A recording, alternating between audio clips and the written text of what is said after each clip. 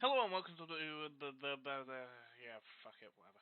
Hello, welcome to the Brain Block podcast. I assume that's the podcast we're doing. We don't have others, do we? Uh, No. I mean, we have a podcast ostensibly where we read fan fiction, I mean, yeah. Watch that as well. Like, comment, and subscribe. or don't even comment, just like the video, please. yeah. No, don't Need like the video. validation. Just like me as a person. Make me feel loved. Okay. Oh, we are off to a great start tonight. You're welcome. Yeah. Uh, Okay. Alright, can someone listen in on the stream for a second so we can get some audio checks on my side? Your side. Because my side's the one that gets uploaded. Yeah. So let me just go to the C's Twitch. Ah yes, that pit of vile scum and villainy. I call him Dave.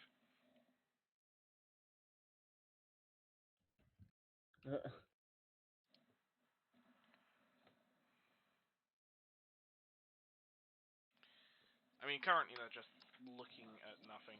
Don't worry, you shouldn't be able to hear the game audio.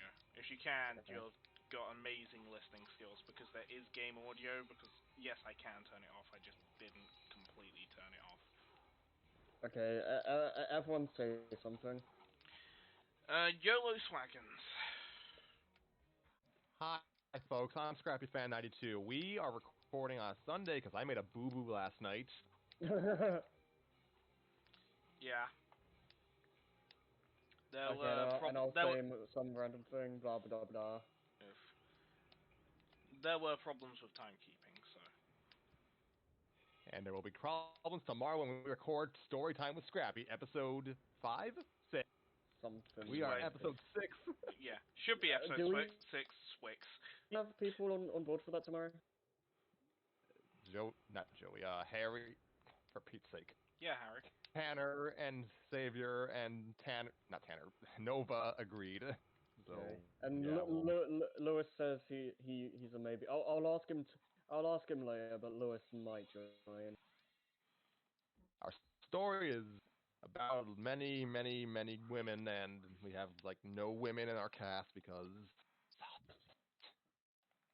Yeah. We have less women in our available pool of reserves as of recent. Yeah. and Maddie is recovering from an illness, so she could not attend, unfortunately. Yeah. But yeah, the audio seems fine. Alright, cool. Alright, so let's talk about Spyro with. Well, first, do we talk about Disrupt or whatever for a few seconds? Do we really actually have that much to say about this rapture other than the acknowledgement of it and what we could read off Wikipedia? Let's just I have let's Scrappy talk. I have a passionate story about Disruptor. Once upon a time, a company called Insomniac Games made a shooter, and the publisher liked it so much that they commissioned them to make a game about a dragon. The end. Amazing. Yes, Disruptor was Insomniac Games' first game, released in 1996 for the PlayStation and published through Universal Interactive Studios, and apparently distributed by Interplay in Europe. So yeah, first game, and I believe that's how Insomniac's people met a man named Mark Cerny. Spyro is also called Ripto in Japanese. Yeah, that's how they got the name for Ripto. But what's Ripto's name in the second game in Japan? In yeah, Japan, that's why I want to know that too. Jesus, can I speak this language? I mean, it's not like I know many others. I don't actually I know can swear one. in German, but that's about it. I Even don't then, actually not know what I'm well. doing in this game. You're doing great. Right, Spyro 1. Let's go. In Spyro 1, you go on an adventure after Nasty Nork turns all of your friends into stone. You are the youngest dragon, and now go on a big adventure that you're not ready for to rescue everyone and defeat Nasty Nork once and for all. And collect the dragon eggs along the way. Did I get that right? Pretty much. I have no idea what's going on in this game because it's Japanese, and I don't know what I'm doing. Yeah, dragon eggs that, aren't supposed to be there as of Spyro 3, because we learn how the dragon's life cycle seems to work. Look, retcons, okay? They harden in response to physical trauma.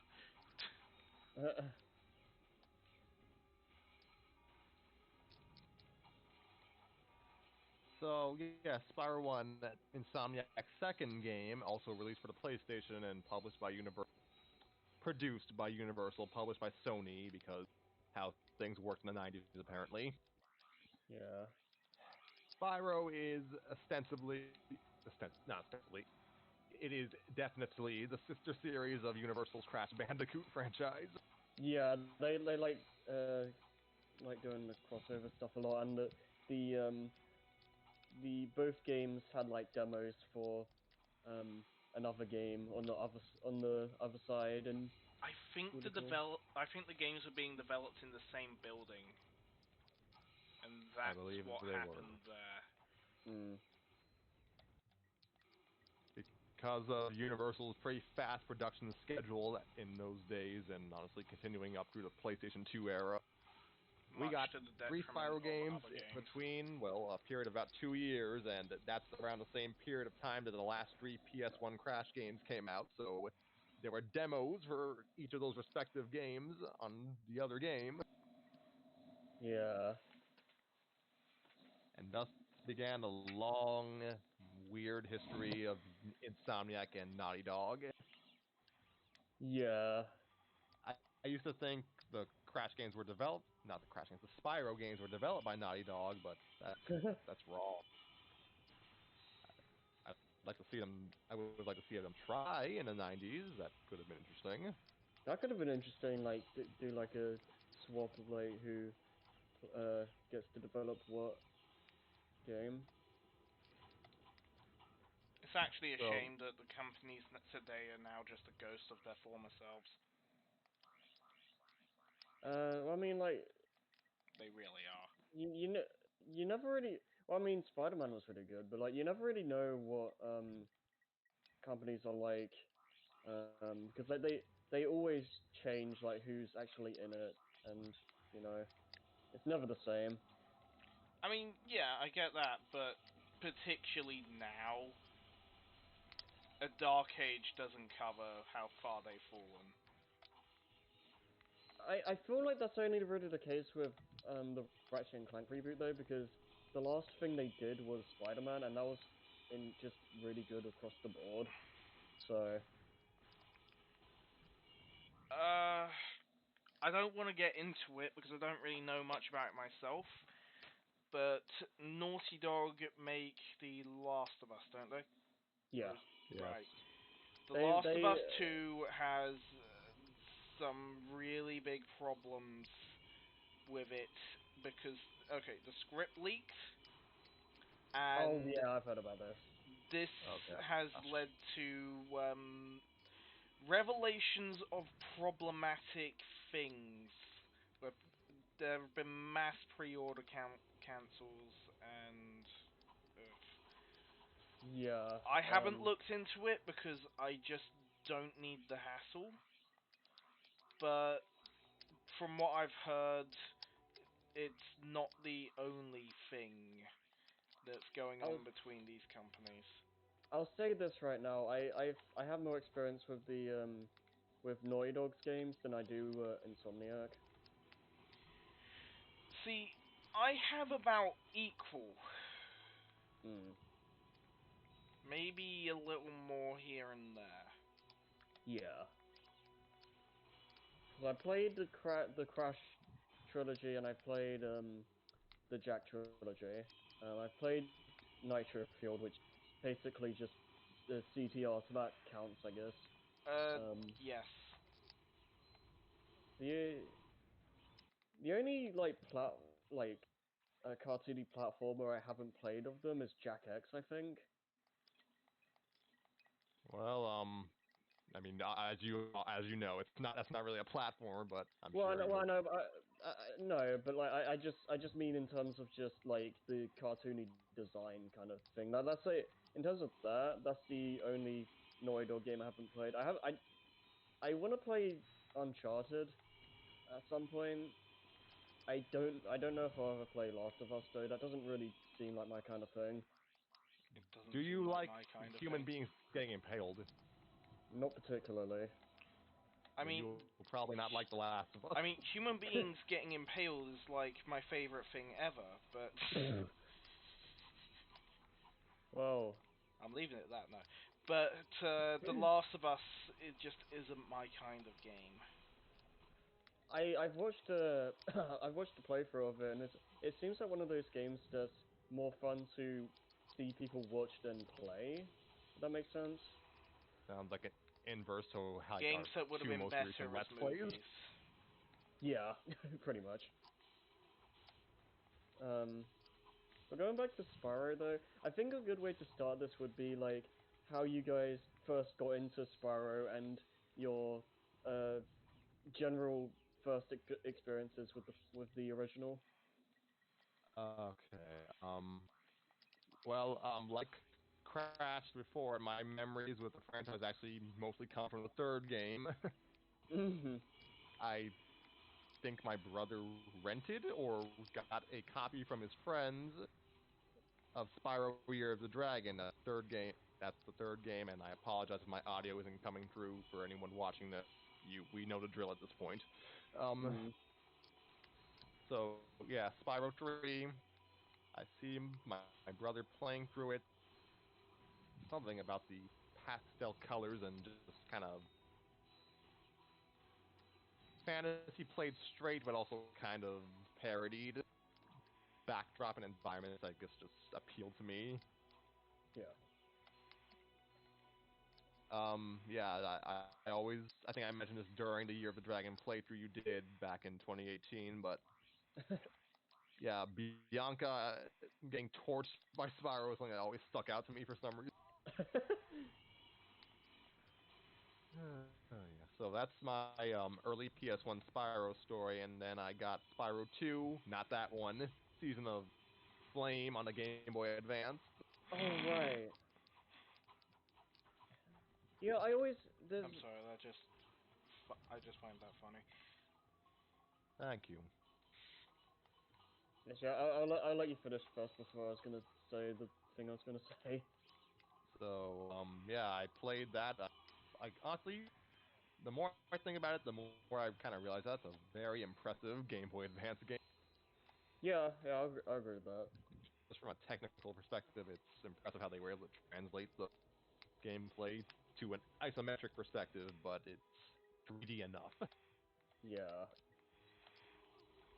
And then I got Spyro Enter the Dragonfly on the GameCube. It's That was best a fun game. birthday. That was the best game. I actually didn't hate it as a kid, so It was I, actually the first Spyro game that I owned. Like, my yeah, same. brother I haven't. owned other Spyro games, but I owned Year of the Dragonfly. Yeah, I didn't. That was also my first owned Spyro game, but I'll get to my story in a bit. so yeah. Apparently, Enter the Dragonfly, for all of its infamy, was able to convert us, sort of. And so yeah, I One of enjoyed it. us. Never beat it, but sorry, what'd you say, Joey? I said one of us. So Yeah. my brother and I enjoyed Enter the Dragonfly, but never beat it despite it being only like 9 levels long. Maybe that was foreshadowing for something else, for a problem that was in the game itself. Uh, Yeah, perhaps. but anyways, yeah. So I guess that made me a fair weather Spyro fan. Hmm. All right. Um, yeah, I remember seeing commercials back in 2004 for the Game Boy Advance crossover of Crash Bandicoot. Oh my gosh, those games must be amazing. I never played them. And yeah, I didn't play another Spyro game for about 5.5 years Dang. until my friend basically downloaded the original trilogy on their PS3, and I tried out Spyro 2. Made me vomit, or I wanted to vomit rather, but seriously, we'll get to that when we get to Spyro 1 proper. Yeah, played Spyro 2 briefly, enjoyed it when I wasn't, dizzy, and about a year later, I decided to download the trilogy proper on my own, so I could play, because I was going through Crash's trilogy first. So I Okay. started with Spyro 1 in September of 2012 and played through it, and that's my Spyro story. Okay. Do you want to go next, or do you want me to go? I'll go next. I have Okay. stories. So, I was really too young to remember pretty much any of this properly. Like, this is going into weird topic of conversation, but when you're a kid, like you don't have memories of when you were before a certain age. Uh, Right. My memories start existing around a time when my brother had a PS1, Oh yeah. and he had, I can't remember for the life of me which Spyros it was, but anyway, so it must have been Spyro 1, and I remember watching him play these games and thinking, wow, these look great, because video games, it's a new thing to me, Yeah. along with pretty much everything. And of course, I want to have a go, but my brother's been a dick his entire life. Congratulations, it's quite an achievement. Genuinely, I salute you, Billy. but you And have a brother? yeah, I have a brother. Oh, screw him if you go on.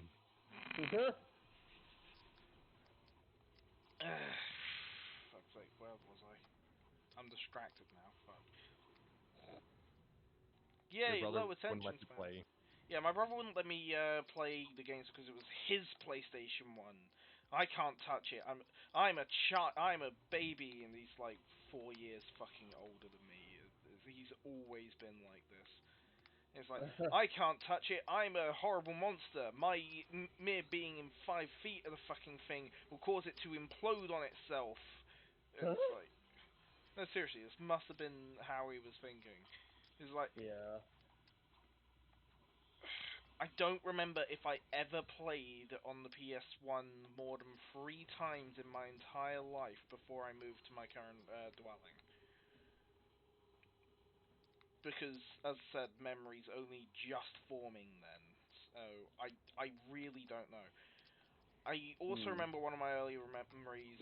No, one of my earliest memories is actually sneaking onto the PS1 when my brother wasn't around, and Oh. actually playing Spyro 2 in the first level of it, and I cannot fucking like, it lasted maybe a whole 5 minutes because the memory cuts off with my brother basically wrenching me off the fucking thing. Oh. Dang. What a Yeah, lovely childhood you had. I know, right? Doesn't explain anything about me at all and why I'm not protective over my freaking stuff. Yeah. No, I can. Yeah, I can understand that. And also have a freaking disposition to thinking, why can't I use the thing? Or like, I want to touch that thing. And then just touching it before asking anyone if it's okay. Because if I ask, it's probably drilled into my head that they're just going to wrench it away and send it into another dimension. So, yeah, fun times being me. Yeah. That's when I don't have problems. Oof. Yeah. Spyro 3, I have more memories of, and it's also why it's my favourite Spyro game. Fair enough. is because my brother got a PS2 after we moved into my current house, and uh, I got the PS1 sort of. It got. I think what more so happened is it got misplaced when we moved, and I plugged it into my television in my room. And my brother didn't give a shit because any game he could play, he played on his PlayStation. Yeah. So any chance I had that I would go into his room and steal his games, That's and I still actually amazing. do this sometimes. That's amazing.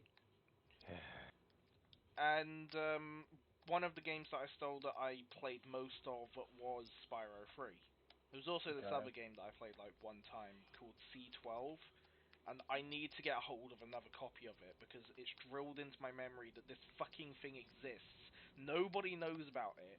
I can guarantee it's not a good game. And it frigging terrified me. Dang. I think the furthest I got Has, in it was like to the second screen. does it terrify you as much as the PS2 error message? Oh, nothing terrifies me more than that. Like, that's the most fucking horrifying thing anyone's seen in their entire life. You cannot be horrified more than the PS2 error message. Like, Yeah. I remember you did like a challenge just to see how long you could last on it. 5 minutes, I think it was. Yeah. But Do no, you know about it, Scrappy? as someone who's actually had near-death experiences, that scares me more. Have you I seen found the PS2 error message, Scrappy? it sounded like your audio cut out said crappy earlier. No, I have not, and I'm not sure if I want to. You want to explain it, Joey? What am I explaining now? The PS2 error message. Alright. Put in a game or a disc that the PlayStation 2 can't read. The easiest way of doing it is just sticking an Xbox 360 game or an Xbox, like any Xbox game or post PS2 PlayStation game, and I can guarantee you'll get the red screen from it because it's basically just saying we can't fucking read this disc. It doesn't necessarily mean that the disc is broken, but it does translate to your PlayStation game is broken. Yeah. If it's a PlayStation 2 game, your disc's fucked. If it's anything else, you brought it upon yourself. Yeah. It's like, you should put in like an Xbox game and just watch it. It's like, no. My brother and I put a Dreamcast copy of Marvel vs. Capcom 2 into a PlayStation 2 once. I don't think we got that screen. Really, Oh. you didn't get the red screen with all the blocks and the nasty vroom sound. Maybe we did, but I cannot remember because that was like 17 years ago. I recommend it. Definitely torture yourself and regret every decision before, after that in your entire life. It is the worst fucking thing. If I ever had to kidnap someone and tie them into a basement, I'd hold their eyelids open with tape and then force them to watch that until they spoke. Good. Because that is how you do torture. Like, forget like torture devices or whatever. Just make them That just stare at that Joe. screen. Joe talking about weapons in video games. That's Oh, that'd fucking be torture. amazing. Are you actually condoning freaking paying me to lock someone into a basement and then No, talk about weapons? Because that's what that sounded like. no, we're not. I'm not actually. No, no. It does sound. It does actually sound like. The worst That. thing ever. No, it sounds like that episode in MLP where like they used Pinky as like like a weapon basically. like, Oh, the one where Applejack fucks off to hide from her yeah, mistakes, yeah, that one. and no one actually cares about her mistakes that much because it's just not that big a fucking deal. Yeah. Yeah. Anyway, so Anywho, uh, you. that is. Oh yeah. After that, I got a PS2 eventually, Hmm. and with it, I got Crash 4, Spyro 4, and Harry Potter and the Quidditch World Cup, which This. is actually a pretty good game. Yeah, I've heard as much. The others I'm not sure about. Yeah, the others make you question how the fuck did I actually get into video games, Yeah. which I might as well mean, translate to my first game was Dark Souls. And well, at least with I'm that, like, talking more Dark about Souls is. with that. I'm talking more about the torture side of it than the freaking good game side of it. Yeah. I mean, Rafa Cortex can be argued, but Spyro 4, no. Let's just say I spent far more time playing Wrath of Cortex than Spyro 4 Yeah. because it is miles better. Yeah, it's still not great. I still think Rafa Cortex is bordering on mediocre in a lot of ways, but it's a lot better than Enter the Dragonfly. How the hell do you get that nanotech power up? I like how I'm the only one not playing a game while recording. I'm doing both. No, me and Harry are doing both each. Yeah, Yeah, that's what I'm saying. yeah. I've always done this during podcasts, so it's natural. I'm just doing this because I need something to distract me from all of my problems. Do you want me to go now? Yes, leave. Yeah, go ahead.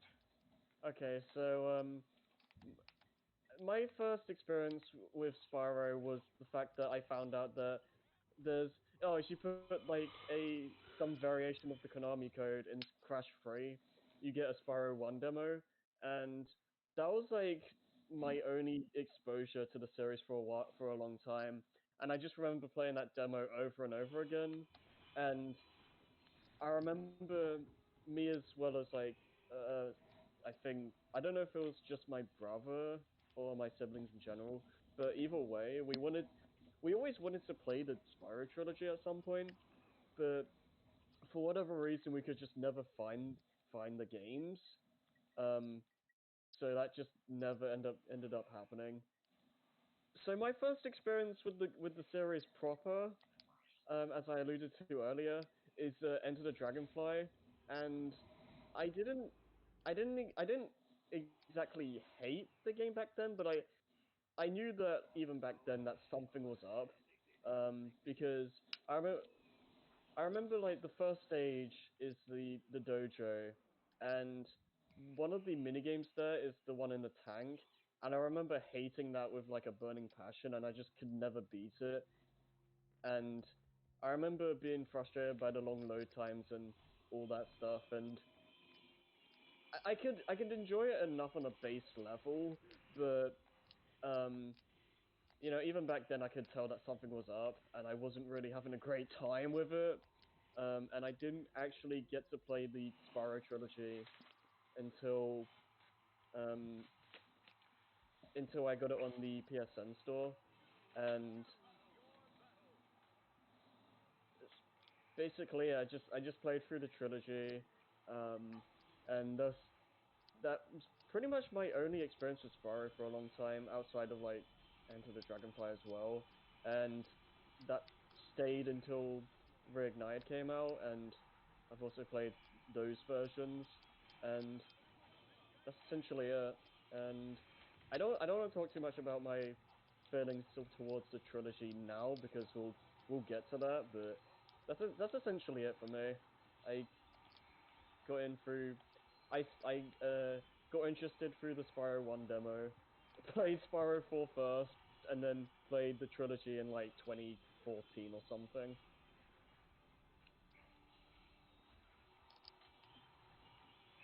That's all I've got to say, really. Hmm. Speaking on that and your experiences between Insomniac and Naughty Dog, I'm not surprised you played Jak and Daxter 1 first, but I'm Mm, pretty sure you will prefer Ratchet and Clank 1, 2, and 3 more than Jak 2 and 3. mm. Well, Jak 3 was really good, but Wow, a second person on the planet other than me that likes Jak 3. Holy shit. I mean, I've talked about this in C's before. Like, I feel like I might have been a bit too harsh on Jak 2, in hindsight, but I do genuinely think that Jak 3 was a massive improvement. Jack, we're not too hard on Jack 2. Jack 2 was too hard on you. I Jak mean, 2 is hard as fucking nails, and I actually need to play through it, seeing my as thing with it's Jak right 2, here. yeah, my thing with Jak 2 is that a lot of my frustration came from like the bonus stuff, like the stuff you don't even need to do for the story. And I feel like if I just ignored that on the second run and just did the story content, I wouldn't mind it as much. But I'd have to, I need to play it again to be sure on that. But yeah, we'll probably talk about the Jack trilogy at some point. uh, yeah, we'll have that as another episode. Yeah. Oh, So you guys want to That like actually gives actually, me idea to actually run 3 other episodes, to be fair. yeah. So you guys want to start on Spyro One itself now? no, I want to get a bag of licorice, but since I don't have that, I'll talk about Spyro 1. Okay. Licorice is awful. I know my dad No, loves. you don't have to be here, you know that. I know my Well, dad I loves do licorice. actually have to be here, but if you insist, no. Licorice is just too strong for me. It's not even that it's strong, I just don't like it. Like, I like Well, I Dolly mean, Mix, but that's not really licorice, is it? I it's I mean I can't do black licorice. Like that's like that just I can't. I mean, I like red licorice. red licorice is alright. I don't know what we're talking about. I don't know. We just have this inherent aversion to actually talk about the topic at hand. This is just how we exist. Existence is futile. Red licorice. Hmm. Anyway, Anyway, Spyro 1, it's the one that I technically played, the one I technically directly played last in the trilogy, if like my memory serves me well. Um, yeah, didn't give a proper I'm run through of it recording, so. until, well, what'd you say, Joey? Don't worry about it. I didn't give a proper run through it of myself until September 2012, and that was after trying a demo of it through Crash 3, which I downloaded on the PlayStation 3 because PS1 classics, ah yeah. so Yee deep, boy. so good. Um, yeah, I'm nostalgic for the nostalgia of area that they had.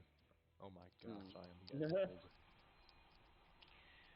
Just remember, So, everything from our childhood is retro. Halo 3 is retro. Yeah. yep. I'm 23. I'm too young to be getting this nostalgic. I don't So really get Spyro nostalgic, so. 1. Hmm, I don't really get nostalgic myself. Hmm. I get too nostalgic too quickly and too often, so consider yourself blessed, Joey. I mean, I don't think nostalgia is necessarily like something to be ashamed of. It's Well, not really anything to actually be ashamed of, but Yeah, so if there's an aspect of something that makes you enjoy it more, um, I I think that's fine, honestly. I just got a trophy for Well, beating the B2 Brawler without getting hit. time for me to get nostalgic for a game I played nearly a decade ago. Spyro first. It's obviously, as Jason would call it, a it's probably a pretty early example of first game itis. It's Mm. Harry will disagree because he prefers it over Spyro 2 for various reasons, but Yeah, I'll get terms to of, that. in terms of just like, I guess, what's the word? Atmosphere, it does feel like a different beast from its two immediate sequels. Yeah, yeah. For Definitely. one, there's no friendly NPCs aside from the balloonists who take you to the different hub areas. Because Spyro sure as heck ain't gonna fly himself.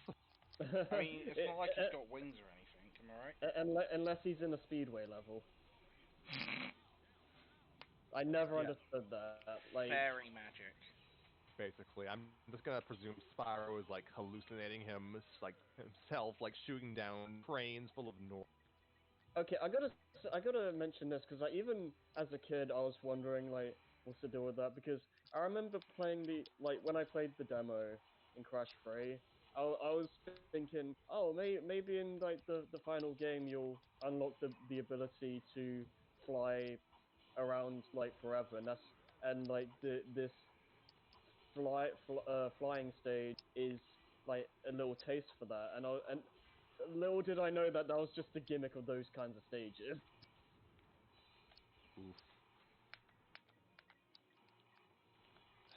So, to provide a more quote unquote detailed description of what Spyro 1 entails, yeah, it's a platformer sort of, but not more open than Crash Bandicoot and more about exploration and collection. So you play as Spyro, this young dragon who's very small, can only glide as opposed to properly flying. I already said all this. It's a segue into the gameplay description. Hold on. Okay. They have your dragon brethren, who are basically the MacGuffins of this game. You Yeah. go around attacking the Norks who have been transformed from these mystical items called gems, and that's just what they are, gems. You'll use gems to, well, buy. What do you buy in that game?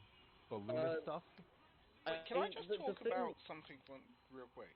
That's a What? very expensive army, considering that you've got these magical crystals of sorts, I mean, and the that thing you've is, just mutated them into an army. yeah, You've got to because be like loaded to do that. the whole thing with the gems in Spyro 1 is that they were like Nasty Nork's magic like turns the like some of the gems into enemies, and yeah.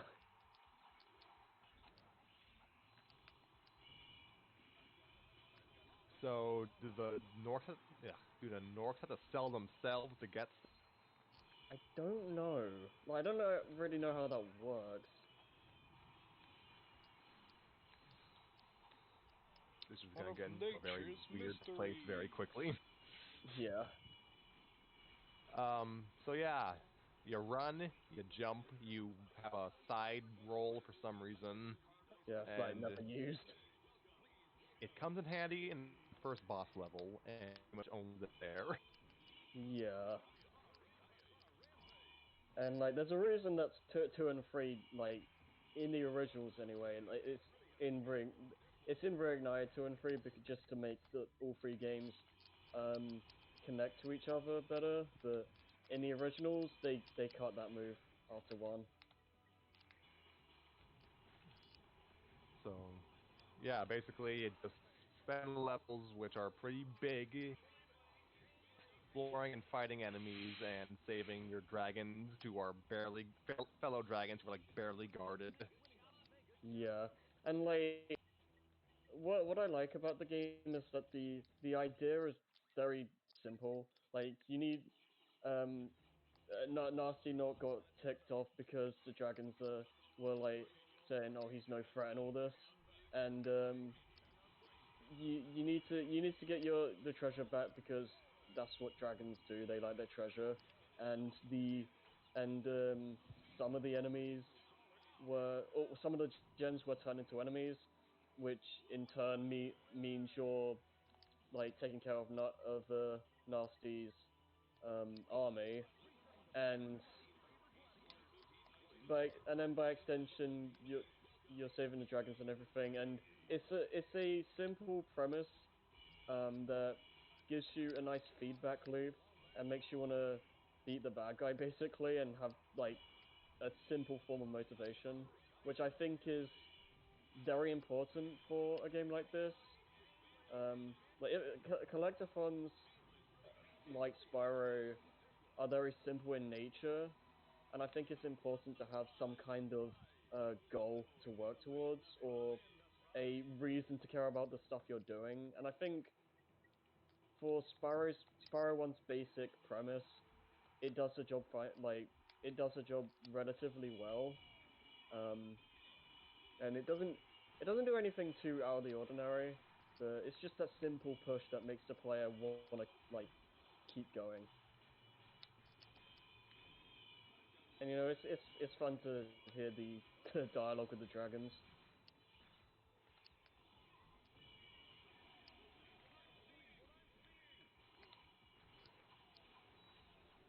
Right. I do wish that the bosses, well, everyone thinks this, but I do wish the bosses were handled better, or like Nasty Nock actually had like a cutscene before his fight, because it it's just it just kind of happens. Mhm.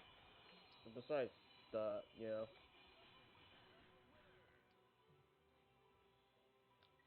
Despite Nasty North being a pretty word, deadly threat to the dragon race, Spyro doesn't seem to acknowledge his existence much until the end scene, Yeah.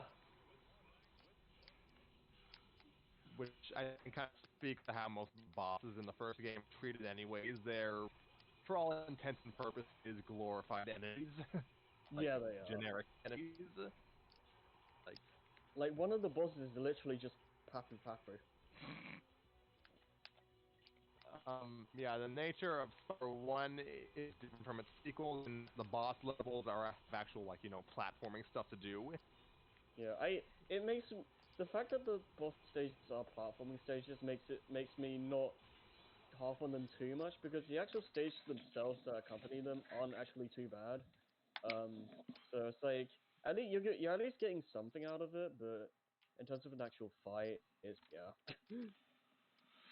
Yeah, the thing is, like, unlike, say, Super Mario World, bosses are not optional, but you're not really locked in with them. When you find them, you can basically just Yeah. turn back and go continue getting your stuff, which is a good thing for this kind of game, but Mhm. it does kind of just make the bosses look like slightly glorified mooks. Yeah, because I do. You don't actually have to fight any of the bosses besides Nasty, right? I would hope you have to fight some of them, but I can't remember off the top of my head. Yeah, From what because I've I seen of the think. first game, everything is optional except for the boss, the final boss. That Well, sounds about right. the way Spyro One is structured is that unlike two and three, where you need to get the gems and stuff for, say, a money bags thing, or unlocking levels and whatnot, they're entirely based on the balloonists, and every world has like a different requirement. I think the first one is dragons, and then it's like gems, and then the dragon eggs, etc., etc. So you still have like some incentive to like get things, but it's not. I'll admit, like it's not as strong as the other games. What was I gonna say? I forgot what I was gonna say. So Yeah, Spyro 1's a interesting case where the boss music is scarier than the actual bosses most of the time. Yeah. Not gonna lie though, Toasty absolutely terrified me when I just found him standing there. See, I didn't even know that was Toasty at first, because I literally, I was just like, oh, this is like an interesting Moog. And then when I went to the door where the portal was, I was like, alright, so where's the boss at? Oh, that's hilarious. Oh no. I can't lie though, like Toasty was like that one SpongeBob meme. He's just standing there menacingly. You know, the funny thing, and this isn't really saying much in hindsight, but Toasty, purely because of the dog enemies, might be one of the trickier bosses just because just because of the enemies, because those were like, especially early on, those dog guys are actually kind of deadly. But the boss itself is like nothing. Toasty himself, or I don't even know Toasty's gender, but Toasty is hilarious because it's actually just a sheep in That's a good. Scarecrow's clothing. That is a pretty good joke.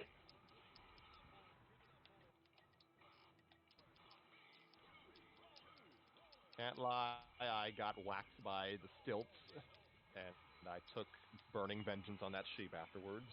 Oh my god.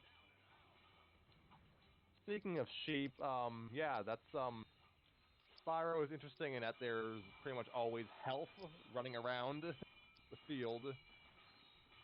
Not for Yeah, Spyro though. It's kind of weird. Like, Here's the thing though.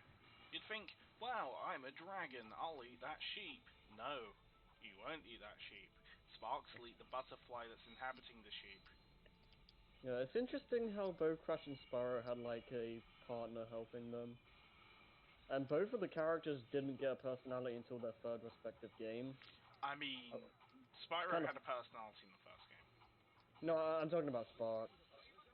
Oh. Oh, Like you're talking about the like partner. the secondary characters, yeah. Because like Sparks didn't talk until Spyro 3, and Aku Aku didn't talk until Crash 3. So it's kind of funny how that works. at least, at least the Spyro games acknowledge Sparks' existence before the third Yeah, game. yeah, that's true. That's true. Like, Aku Aku was just a floating mask, unless you were playing the Japanese versions where he did talk earlier. Yeah, it's kind of interesting.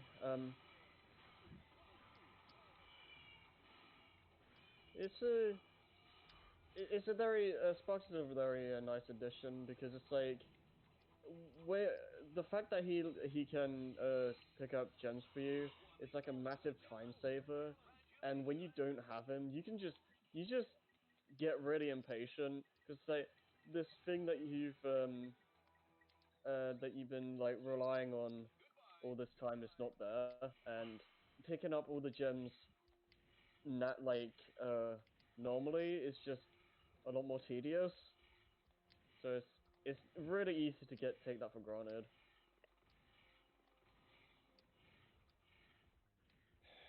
It is absolutely paranoia inducing Yeah. when you have to try and get a gem that's like on the very edge of a cliff and you don't have Sparks with you to pick it up for you. Yeah.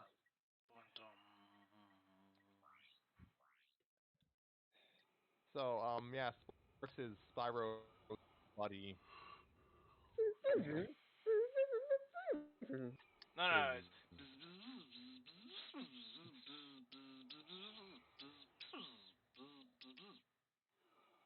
that is Hmm. very good. Yeah. Yeah, Spyro's buddy slash meat shield, really. What if I Yeah. told you I preferred all the Crash Bandicoot games after that? I mean,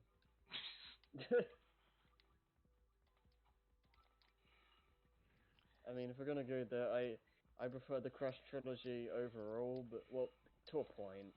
Oh, if we're Um, looking at the whole trilogy, the Crash trilogy is just better. I don't know if I'd say objectively, but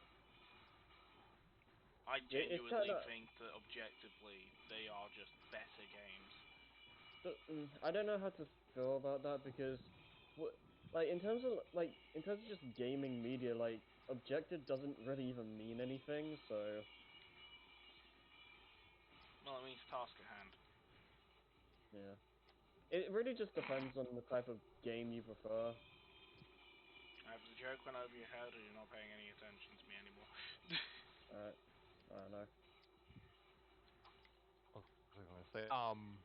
Yeah, Sparks, companion. He's the companion fairy. Yep. He is the health bar, so he attacks the various defenseless animal creatures to kill, so that their butterfly soul will emerge from them, and Sparks eats the remains. So Yeah. It's the enjoy that, Dragonborn in children. reverse, but with sheep. You heard me. No, I actually didn't hear you. What'd you say? The Dragonborn in reverse, but with sheep. Maybe. So yeah, just to provide some further background. If he's golden yellow, he's a healthy fellow. If he's feeling blue, you're down to 2. If he's feeling green, well, you're gonna scream. Yep. And yeah, no rhyme for purple, so purple is what Spyro is when he's all alone. I love how. Oh, if there's one thing I can say If you're about purple, Reignite, get ready for the nurple. if I can There say we go. something about Reignite quickly, it's that one thing they added to this version is that the you know the light on the DualShock 4, Yeah. the color will actually change depending on like what color Sparks is, and that's like one of the coolest things I've seen someone like a developer do with the controller. I'm going to be entirely honest. That is the only benefit to the DualShock 4. The touchpad was terrible. Yeah, I've never used that honestly. It was used in one game, as far as I know. And honestly, you would wish that there was a way of changing its usage to. It's basically just a glorified massive start button. That's all I can actually say. Mm. Yeah, that whole color thing with DualShock 4 is why I made that rhyme, because I just saw it on Google Images. Because I couldn't remember what Sparks' color order was. mm. So yeah, Sparks is your buddy, and he'll follow you to hell itself. And Yeah. What the he'll also fuck? follow you to the speedways, which are hell. Yeah, the speedways I think are like there's something that got they're a thing that got easier over time I think with the trilogy because like Spyro 1 definitely has the hardest ones in terms of just the actual objective because like they add like an extra feature to them each time but yeah. Fiber One speedways can kiss every part of my backside. That's the politest way to say kiss my fucking ass. Yeah. Yeah, I kind of enjoy the change of pace. And I've got they aren't so bad for me now, but they are like a bit quite a bit more difficult than the rest of the game because I'll just say this now. With some exceptions, the Spyro 1 isn't exactly the hardest game in the world. If you're just trying to get to Nasty Nork, you will have a pretty breezy time. Yeah. If 100%, you 100% is a little bit more uh sketchy sometimes, but even that isn't so bad. I'd say your Spyro biggest 2 has a lot more content than Spyro. Yeah, well, it starts with a con. It's not tent and it's not sept. I mean, the 2 and 3 definitely have a lot more going on than 1. That's for sure. That's basically what I'm trying to say. Yeah.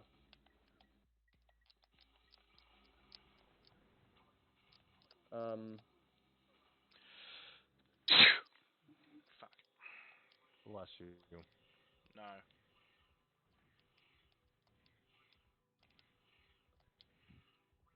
You're gonna be like this all night, aren't you? No, no, no, it's not what I mean. Is I do not like people saying bless you to me. I don't Well, require your blessings. I'm sneezing one way or fucking another.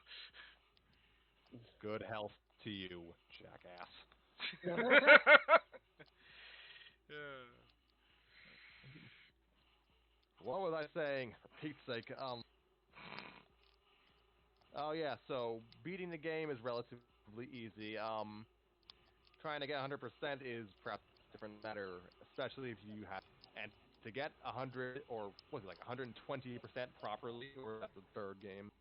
I don't remember. Like they all the games have like 100 something percent. I think Spyro 1 is 102%, and then Spyro 2 was just 100%, and that kind of threw me off when I was playing it. Oh right, yeah. And then I think Year of the Dragon is 120%, I and it might think. go up higher if you do all the stuff, like the stuff. Yeah. I can't remember, but yeah, this was that era of games where the percentages was a lie. Yeah. And I know Before the Donkey Kong. internet, it was weird.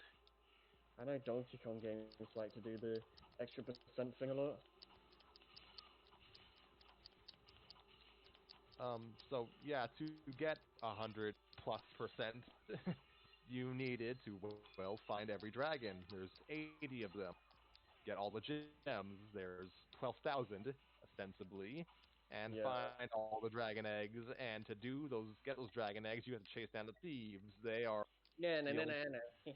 yeah, they're the only real recurring enemies in the Spyro games, aside Yeah. from like the only visually consistent recurring enemies, anyways. Although the versions, the thieves from Spyro 2 are completely different, and they're only in like a couple levels. Spyro 2 is its own unique beast in several ways.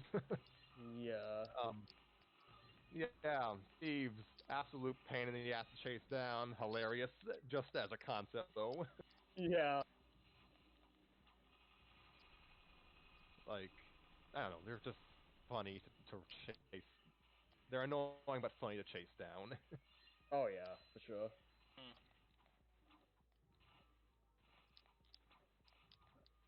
We don't even know what species they are, and the remake seems to imply that they're like these black mage creatures, so make of that what you will. Hmm. Well, black mages were never human. I suppose.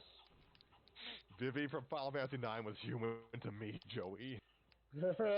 Just because you humanize a character doesn't make it a human. Why you gotta do this? Your hopes and dreams existed. They needed to be crushed. I'm sorry. It's for my own amusement.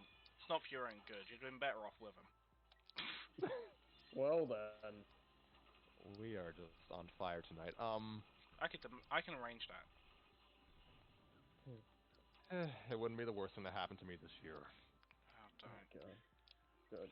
Yeah, this year's bad. I mean, first the world ended, Second, the world ended. and Third, then the the world. world actually ended. Anyways, how do you guys want to go about this? Do you want to just quick like go through like each homeworld, or I we could do it I've briefly. only seen the first and last homeworld of Spyro 1. And the Oh, good. last Then we is can a get through this memory quickly. of the frickin' last homeworld from back before I knew what memories were. if there's one thing I can touch on before we talk about levels themselves, is briefly about the music, and I think it's one of those things that I think is better when you're playing the game itself because like right now I can think of like the Artisan's Homeworld theme, and that's about it. Like that's a really strong opening song for when you start the game. But besides that, I honestly can't think of what the soundtrack sounds like. I can think of a few tracks like I mean, type his name Jock theme, which is technically a remix of the main theme, but it's Hmm. a very nice remix. Also, Treetops, because screw that level, it is burned into my existence. I have You're things to welcome. say about. I have things to say about that level, but we'll get to it. And what is the IP level with the super ramps? I remember the music because it's basically the same theme as Nickelodeon's The Amanda Show, because those had the same Wizard. composer. I think it's like Wizard's Peak or something. Yeah, it's the Amanda Bynes theme. Yeah, I that blew my mind when I heard about that. Well. Credits theme, obviously, because it's carried through the other game.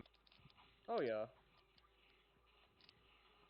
And yeah, Artisan's theme, and uh, huh. Yeah, I probably will. I haven't played this game in several years, but I'd probably. I can vaguely remember something about one of the Speedway themes. Mhm. And Spyro 1's music is.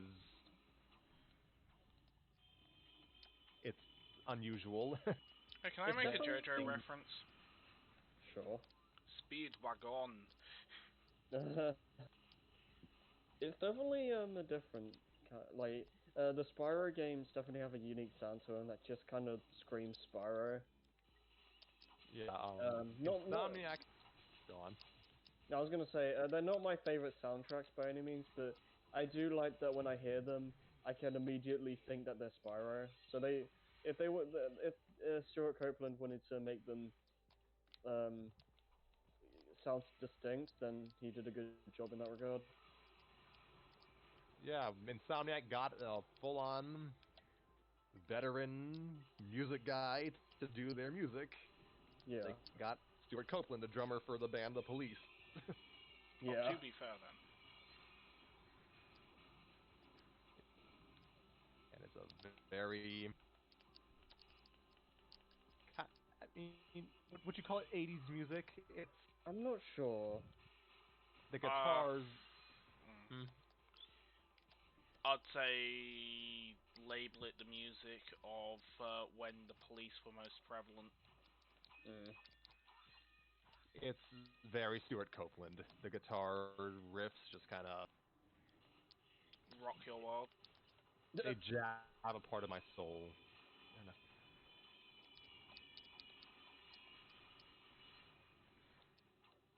Mm. What was I gonna say? Like, I prefer Crash's PS1 soundtracks overall, but Oh yeah, same. Spyro, as Harry said, Spyro has a recognizable sound to it, and I appreciate that. Yeah. And Mr. Copeland was nice enough to include a bonus track in levels if you spent too there, so you hear the same exact thing all the time. Oh, I didn't know that actually. I know that because I suck and couldn't find one last lousy gem, which does take me to another part of Spyro 1. It's a very vast game. Yeah. You may spend a good while looking just for one collectible, and you might hear the distant tingling of the gem, but you don't know where it is. Mhm. That can just drive you mad, drive a person mad. Yeah. Can drive a I do. person to destruction from within. I do think that Spyro is a pretty good introduction to collectathons because of how fast paced it is, and until you get to like the latter half of the game, it doesn't ask for too much of the player for the most part, and you probably won't even like notice like all the fact that it's a collectathon at heart because of how much faster paced it is compared to most of those kinds of games, and yeah, most of the time you're just gonna kind of be breezing through stages because most Spyro levels don't go on for like longer than 20 minutes, if even that. I Spyro think that 2 and 3 might is a be an different story. excessive over-exaggeration. Huh? I think even that might be an excessive over-exaggeration. That Yeah. depends on what you're looking for and how much. Yeah. Also, hello, Filth. Good to see you. Oh, is Soph joining? Yeah, boy. Oh, hey, Soph. Yeah, I played Spyro 1 like a person with a Type A personality. I had to Mm. get everything at once, and this game lets you do that. Yeah, I'm fairly I certain appreciate Spyro that. 1's supposed to be fun. No, I was gonna say I appreciate that. The fact that like you're able to do everything on one go, and it's the only game in the trilogy that does it like that. Yeah, it's great unless you are terrible at this kind of genre of game. Like But me. But also, if you're paradoxically too stubborn just to take a break, or go to a different level, or move on to the next world because you have enough gems and dragons. yeah, it's one of the. It's like a psychological thing where like you could just move on, but the the I mean, you the- could, but you're a bitch. I mean that too, but you just have like the completionist side, and you just being like, but there's more gems, and that only like I'm off and on when it comes to completing games, but when it comes to like collectathons, I can't finish them if I don't get everything. Oh dear. And this is the era of games where you actually got like special endings if you got everything. So I Yeah, had, even in the age of YouTube, I had an obligation to finish this fully. yeah. I feel like part of the reason why um the I didn't have too much issues like getting everything is probably due to the fact that I played like other collectathons beforehand, and it's kind of just comes naturally to me at that point. The closest thing I'd play to a collectathon in a serious for any serious amount of time, aside from Enter the Dragonfly, were some Mario platformers, and outside of those 100 coin star missions, they don't require you to pick up every freaking currency item on the ground to progress. Yeah, the 3D Mario games are like only they're like a base collectathon. Like I barely even consider 64 one. It's only really a collectathon in when you bring in the red coins and 100 coin stars. Um, and yeah, I don't know. Gexup himself had his own, admittedly pretty accurate description of various 3D platformer subgenres, and I still use that as a basis to this day. Um, Mm, yeah, games like Mario 64 and Vex, he described as what he described them as mission and collect. yeah. You get a mission, you go, you do it, you get sent out, and you can try again. Mm, yeah. Spyro he described as task and exploration, and that's pretty nail on the head right there. I Pretty suppose. hit, pretty accurate is what I meant to say. Yeah. Um, so yeah, Spyro 1 is the game you play probably. You can play it in short bursts, but if you absolutely must, yes, you can do it in a long session as well. Yeah. I think it's like if you know what you're doing, you can beat the game in like two sessions. Um, pretty not necessarily easily, but it's a relatively short game, all things considered. And I feel like I feel like it's a game where if you, even if you aren't into collectathons, you might still find some enjoyment out of it. And if you want to see if that's your kind of genre, then I think it's a good starting point as well. My advice to you is, well, don't play it like I did. Just Hmm. go through the levels, find the exit if you find it, I guess. Yeah. Get enough dragons and other assorted knickknacks to get to Nasty Nork, and then you can When go to a dragons are second. considered a knick-knack. Wait, what?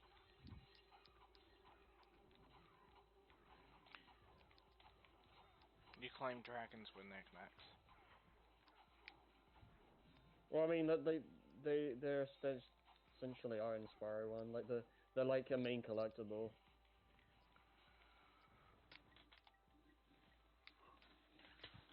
dragons are primary, but I mean, I said other assorted knickknacks. Oh, So okay. yes, yeah, they're objects to me. They mean nothing to me. Dragons are people too, except in Skyrim. Then their experience. So yeah, just go get enough dragons to fight Nasty Nork, and then maybe do a second comb through just to take your time and do this easily. Yeah, there's no pressure in Sparrow. There's no like time limit or anything. You can take it at your own pace. I mean, except in the speedways. Well, Yeah, it'll yeah, suck though. yeah, but like, you know, Oh yeah, by the way, you have to shoot down all the objectives, your targets, and the speedways in one go to get all the gems. So that you do have to do in one go. yeah, Well, yeah, basically, for all intents and purposes, yes, you have to do it in one go. You can get the individual groups of targets, but you won't get the remaining gems from if you don't hit them all at once in one go. So yeah. It's gonna take a couple of tries on your first run.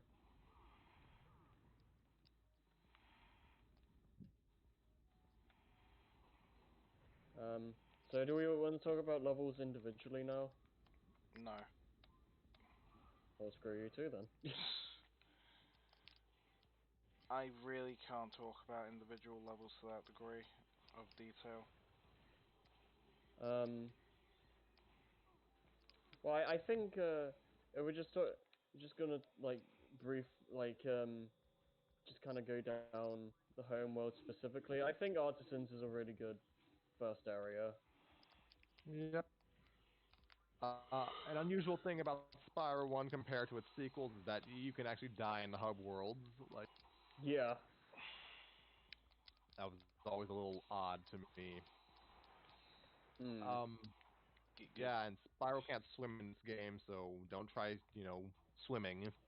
Yeah, you just kind of die immediately. Odyssey is the Right? only one that's specifically a collector. Yeah, Odyssey is definitely like um is the only Mario game that feels just like specifically like a collectathon, because like the other games have elements of it. Um, I'd say Sunshine more so than the others, but yeah, Odyssey is the only one that feels like it could be compared to like Banjo Kazooie and whatnot. So homeworld. Yeah, Artisans is a nice starter world. Yeah, It's it's a grassy level 1 area, yeah, Screen Hill Zone. basically. yeah. It's a very nice uh, first area, and also one thing is that we haven't mentioned yet is um I don't know if I want to say an issue because this is more due to technology at the time, but a lot of dragon designs are repeated in the original, and there's something that they um, fixed drastically in Reignited, where every dragon has a distinct design to them, and it kind of makes you excited to see like what the next dragon U3 is gonna look like, and each world has a general theme going on. This was also the case in the original too, but it's more pronounced in the remake, where each world is like Artisans is more creative kind of dragons. Um, Beastmakers is like dragons going to war kind of designs. And you could see that in the original. Like you could tell that that's kind of what they were going for. Um, but they get a lot more creative liberties with the remake, and it's a lot of fun. Also, the dragons in this universe seem to operate on Digimon logic, where they go from four-legged to two-legged upon adulthood. Yeah.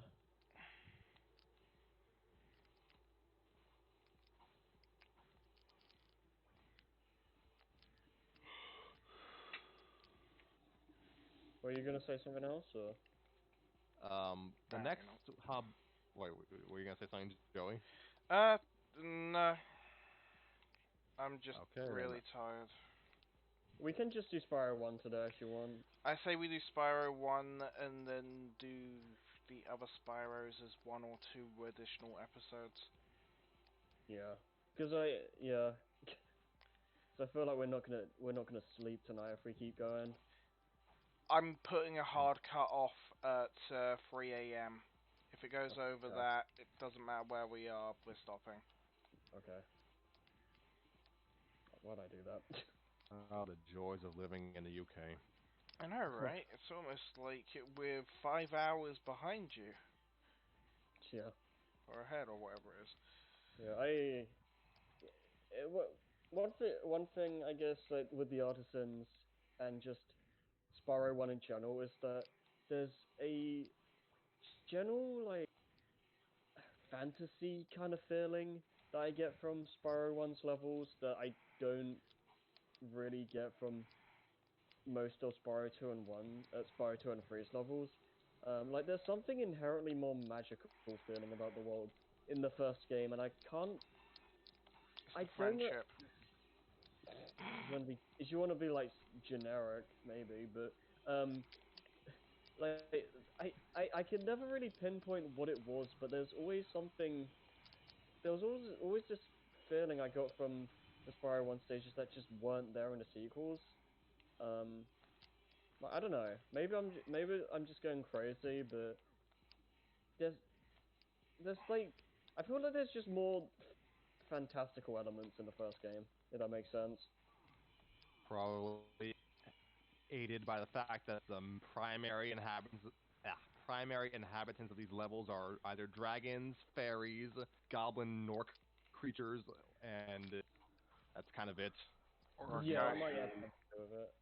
There's like, Hunter, I love him, but it is kind of weird having a cheetah with the fantasy Tolkien creatures. Yeah, I think a lot to do with it is probably because it's like all dragon themed. My Whereas only the retort. seek, Sorry. huh? My only retort to all that is: are you saying that Gandalf and Aslan would not be great mates? They would Uh, be absolute friends. I have nothing to say on this, so. Okay. They would probably be friends. What was I gonna say? Yeah, it's like there's not no, very few friendly NPCs in Spyro 1. You've Mhm. just got really the fairies and the balloonists, and I don't know what species the balloonists are. Like, Yeah, and I don't even have voices in the original. it's a Spyro 1, like Crash 1 before it, is a pretty lonely game. Yeah. Unlike Crash 1 and Sparks, well, actually Sparks isn't even acknowledged that much in the first game, but One dragon says, "Oh, keep an eye on him. He's helping and protecting you," and that's pretty much it. and that's more exposition than Crash 1 gave for Aku Aku. Yeah. Yeah. He's just like, "Oogada and then he's just kind of there now. It's just like, sup, fam? I'm the reason you're not dead yet. Uh, Yeah, so Spyro 1 doesn't really have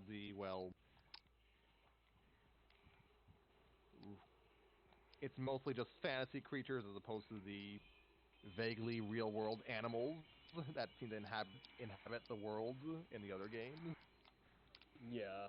You be dissing sheep, mate. Oh yeah, I love the fact that this is like I don't know why we're talking about this now, but I love the fact that in each of the credits in these games, there's a "No sheep were harmed in the making of this game" text. They put that in just for the Welsh. Yeah, They were concerned. it was also no coincidence that they had no bandicoots were harmed during the making of this game during Insane Trilogy's credits. Like they knew what they were doing with that. Hmm. That's I was gonna that. say, That's a clever joke. Yeah. I was- Okay, yeah, the fodder aside, and I guess sparks because I guess dragonflies are real. Most of them don't glow though.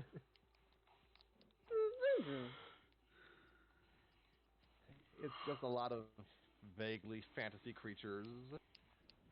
Like Mhm. Spyro 2 onwards is, I guess, more of a general fantasy kitchen sink. I Spyro 2 and 3, I think, are going for different things. Um,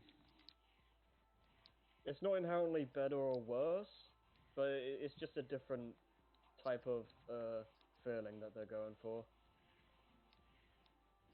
See now, if like Hunter and the Professor and Moneybags have been introduced, like after Insomnia, been essays about how the introduction of quote unquote normal animals was where Spyro lost its soul. But they're in the games people like, so no one cares. Yeah, I mean, I like the new characters as well, and I wouldn't take that. I wouldn't take them away. I wouldn't take it away either, because again, Spyro 1 is a lonely, lonely game. Yeah, it's one of those things where, like, even though, like you're saying earlier, Crash One feels like a lonely game compared to its successes as well. It's easier to forgive that because it's a corridor platformer, and you aren't really thinking about that too much. Whereas Spyro, you're going through these kind of empty landscapes a lot of the time in the first Spyro game, and it makes the lack of NPCs stick out a lot. Um, Yeah, it's Spyro 1 is maybe a little too big for its own good at points. It's mm. got quite a few levels. I feel like if the dragons didn't fly away or whatever, like if they stuck around when you after you freed them, and you could just go back up to them and say like, "Yo, what's up?" Then I feel like that lonely factor would be negated a good deal. But I don't know how well the PS1 would have been able to take that. So I don't know. Yeah, what are the dragons doing after they get free? Because Spyro's basically doing everything. Pub. Yeah. So cool. They get saved and say, "All right, cool, fam. I'm gonna go to the pub now. See ya." You boy, wouldn't you? Like, you were in stone, you're stretching your goddamn legs, mate. Like, they went for a walk. Oh, it's brilliant. But, again, And the only So, reason you can't find them is because you're Spyro, you're too young. mm-mm.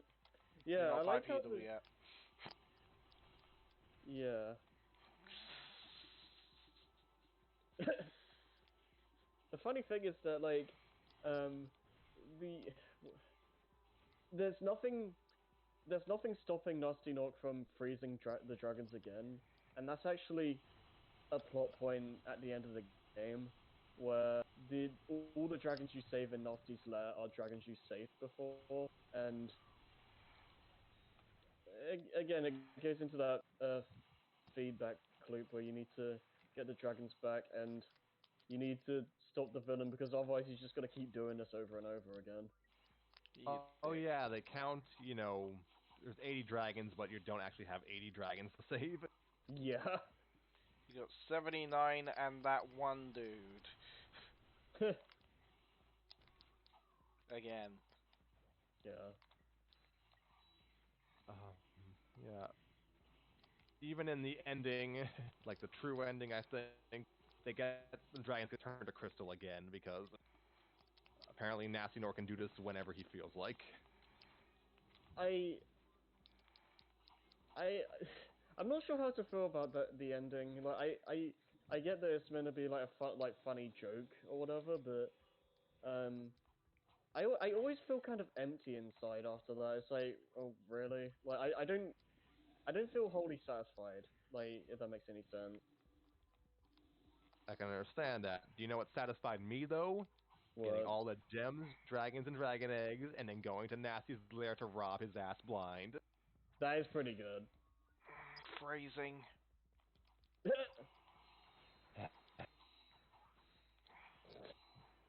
going to Nasty's lair to rob him blind. There was more in that statement than just that. You know what we meant. That's exactly what I was hoping. Whatever. Anyway. Oh yeah, Nasty's loot is what the level is called, and yeah, we're getting ahead of ourselves here, but you can, for the first and really only time in the trilogy, you are basically given true free flight. Yeah. It's amazing.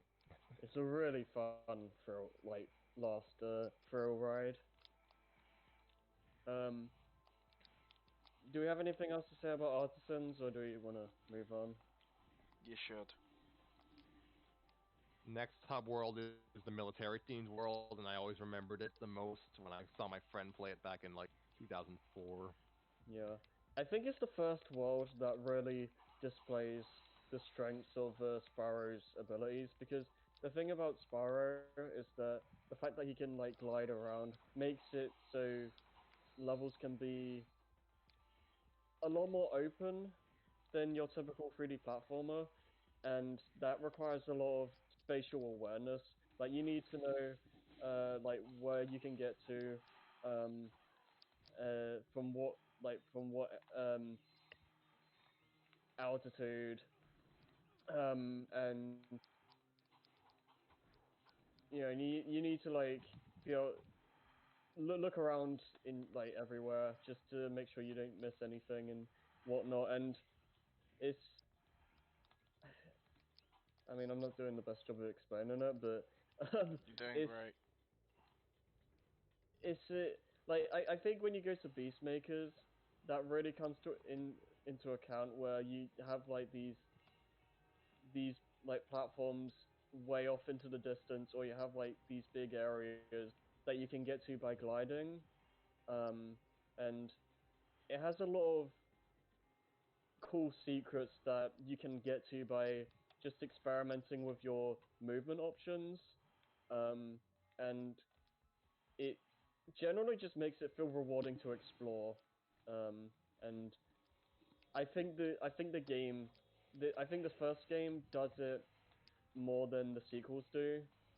Um, and part you can argue that sometimes the secrets can be a bit obtuse sometimes with what they expect you to do, but I do as a general rule of thumb, I do really enjoy how they design the levels, um, and the way you have to like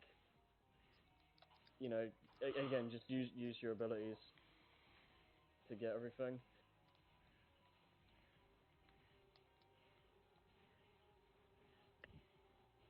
Mhm. You got anything to add, Scrappy, or anyone? I'm not disagreeing, I just have nothing else to say. All I'm Fair enough. thinking of is like those enemies in that one level with, what's his name, Shep. Mhm. Those screaming maniacs who just come charging at you. Yeah. You got 10 minutes left. God. You're not going to be able to do everything in depth like you wanted to, so I'd say start wrapping it up. Well, I was just trying to. This is kind of why I prefer just doing like one or two games in a stream, because otherwise we just feel like we're killing ourselves. Yeah. I mean, yeah, I'd say just try and wrap it up. Instead of going in depth on every hub world, try and say just the best parts about the game, and then Okay, well if we're gonna do that, I can skip forward to treetops real quick. Because we haven't talked about the it's not the speed boost. What was it called? Like the supercharge? bounce Um, pad. yeah. Like there's the supercharge that's introduced in World 3, I think. And it gets expanded on throughout the game. And Treetops is the level that's most infamous for the speed boost. And I used to hate it, and there's a part of me that still kind of finds it irritating, and I get why people hate it, but I also kind of like it at the same time, just for the fact that it's the most you're gonna get out of the supercharge, um, and it's kind of fun, like jumping from great distances to these other areas to get to the dragons. It probably could have been like handled better in execution, and it's a bit too obtuse for its own good sometimes. But the idea itself, I think, was a good one, and going from treetop to treetop, it's just inherently satisfying, and it's an interesting level for sure.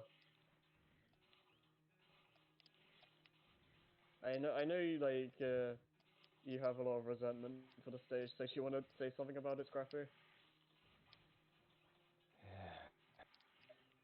Thrilling commentary.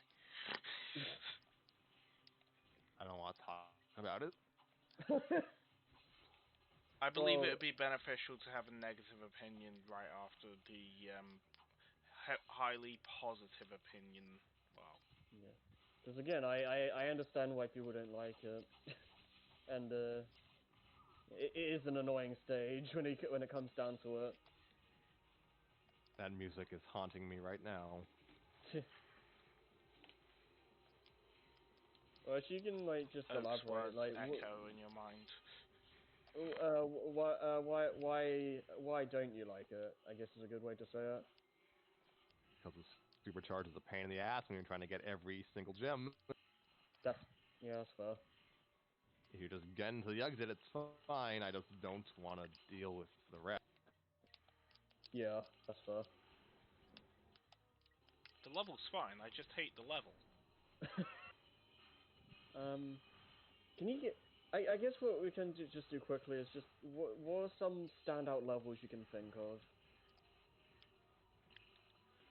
Uh, well, Treetop stands out for various reasons. Mhm. As Which does you've Wizard's touched on. Peak. Sorry, As go does on. as does Wizard's Peak, if only for the music, but I do recall liking the actual design and whatnot. Mm. The boss levels, when not actually focused on the bosses, are pretty good. Mhm. Jacques' level is pretty much where I consider the game to have a sudden upswing after days of fatigue playing it for me. The last batch of levels in Nasty's world I'd actually say is pretty good. Yeah. Notably more linear than the other levels, which I thought was interesting. Like that one military level where you're just ramming metal barrels for some reason. Oh yeah, I love ramming metal barrels. And so does Spyro. It's Yep. a fun Yeah. level and really weird. Just like a Let's Player kind of lampshaded this, but it's an interesting take on the final world trope. Instead of being like Mordor, it's just an actual war zone. Yeah. It's also based on a Pearl Harbor attack. For some I reason did in this not know that. random fantasy game. Yeah, I don't I don't know why they decided to do that, but yeah. I mean, to be fair, there's Titanic levels in other games. True, true. Titanic was an incident, was just an unfortunate incident. One is the other is horrific war. Yeah. To be fair, yeah, one is a war crime. Yeah. Actually, was And it a this, war kids, crime? is why Spyro's not popular in Japan. Yeah, the American uh commercials were made Sparrow a lot more bratty, I guess, and more had more of an attitude, whereas Japan, um I don't know what they did with Japan with the Japan ones overall, but I know they made him more cutesy. It's sounds about on what excuse me, it sounds like what they did with Crash Bandicoot, but Crash Bandicoot I guess found more success for various reasons. Crash Bandicoot. Bash Um, Candy Root. so yeah, the last batch of levels I enjoy a lot. Nasty's loot just for the feeling of robbing a man. That is Yeah. cathartic. And yeah, I haven't played the game in about 8 years, so Yeah, I do really like the last bunch, uh, couple of levels just for the fact that it feels like just a general like final gauntlet before the final boss. yeah, Final Boss sucks though. It's a chase level, like where you're the one doing the chasing instead. It's stupid. Yeah, it's not even a short chase level like in Crash 2. Yeah. Oh man. Like again, the bosses are probably the weakest part.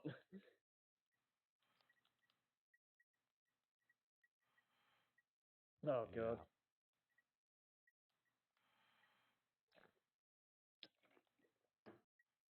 Yeah, I don't have too much. I don't have too much else to say. I can feel my throat starting to uh get sore from talking so much. Um, but yeah, I one if there's one thing I can just say in general about Spyro One is that I again with the whole spatial awareness thing, there's that, and there's the fact that it doesn't really waste your time. Like we said, you can beat most of the game on you can beat like a level in your first run. You don't have to do revisits or anything. And it's a game that's just really quick and easy to sit down and just play through. Um, and there's that is partially why I rank it myself over Spyro 2. There are other reasons that I'll get to when we talk about it. Um, but it's just a really simple game that's like getting the collectibles is satisfying. Um, there's the whole feedback loop. And while the bosses themselves suck, I can enjoy the levels they're in at the very least, and you don't stay in one level for too long. So you're consistently going to new levels, and you don't stick around in one place for too long, and that's appreciated for a game like this because again, collectathons you expect to be in a level for upwards to about an hour. So it's a nice change of pace. And I before I let either of you say your piece, there's one there's one thing else I can say about the fact of its simplicity. It could also be a downside depending on what kind of player you are. Like, if you someone that wants more of a lively world, or one that needs more than just collecting things, then Spyro One probably won't be the type of game for you. Um, so it's a give and take kind of thing. That's basically my piece. Scrappy. Pardon me. Spyro 1 is a very grand, noble first effort, and I would probably enjoy it more playing it a second time now because, I know what to do, and I wouldn't be playing through every level start to finish like a crazy person. Would probably still be motion sick because that just these games just do not agree with me well, and I probably have less impulse control now than I did in 2012. Mm. So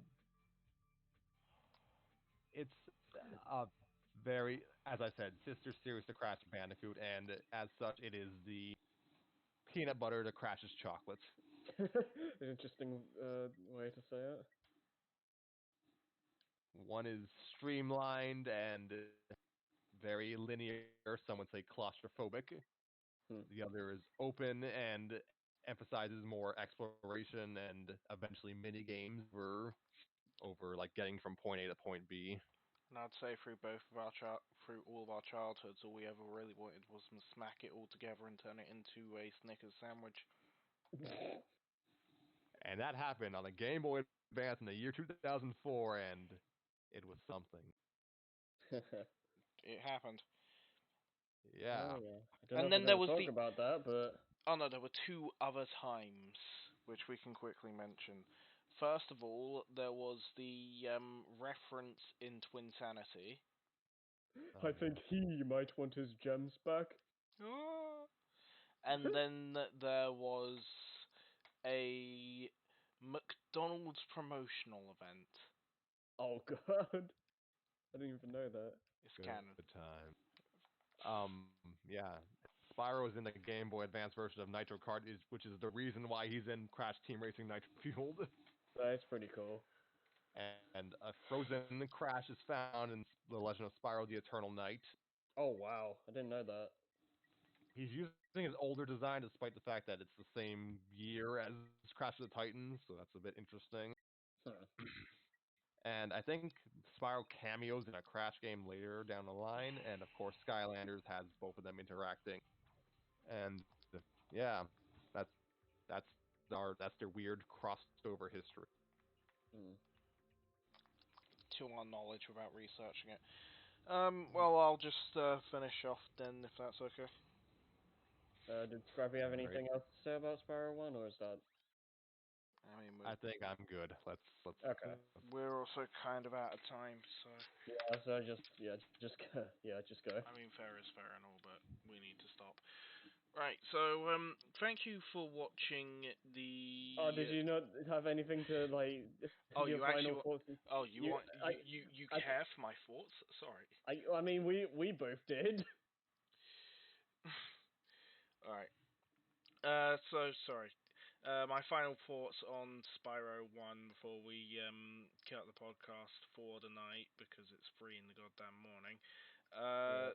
Spyro 1 is not a game that I've played much of. It was probably very indirectly responsible for how I turned out growing up Hmm. because of my brother.